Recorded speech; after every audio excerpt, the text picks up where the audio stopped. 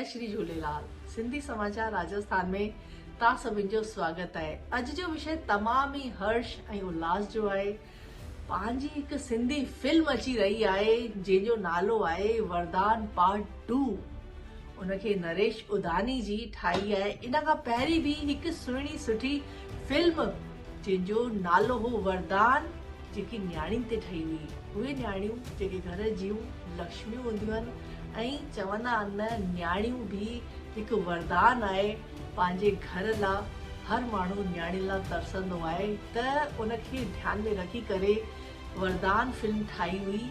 उहा देश ऐं विदेश हर जॻह ते तमामु ई मशहूर थी हुई ऐं अॼु बि उनखे सराइनि पिया, अॼु बि उनखे ॾिसनि पिया।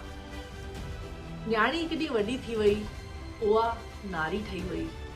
उहा कंहिंजी नुंहुं आहे, कंहिंजी धीउ आहे। चवंदा आहिनि पाण पंहिंजी सभ्यता संस्कृति अगरि भुलिजूं पिया, पाण पंहिंजी सिंधी एकता छिन्न भिन्न पई थिए। पंहिंजी जेकी मिठड़ी ॿोली जेकी ॻाल्हाइण में धीरे धीरे सभु लुप्त पिया कंदा वञनि, उनखे ध्यान में रखी करे सिंधी समाज जी एकता सभ्यता संस्कृति खे मद्दे नज़र रखी करे नरेश उधानी जी इहा हिकु सुहिणी सुठी फिल्म वरदान 2 ठाही आहे। इन वरदान 2 में नारी जा तव्हांखे भिन्न भिन्न रोल ॾिसणु मिलंदा। चवंदा आहिनि सभु रंग हूंदा आहिनि त ॾिसण में बि सुहिणा लॻंदा आहिनि। त इन में सभ्यता संस्कृति, परिवार जी एकता, सिंधी मिठड़ी ॿोली, मनोरंजन, कॉमेडी, ड्रामा सभु ॾिसणु मिलंदो।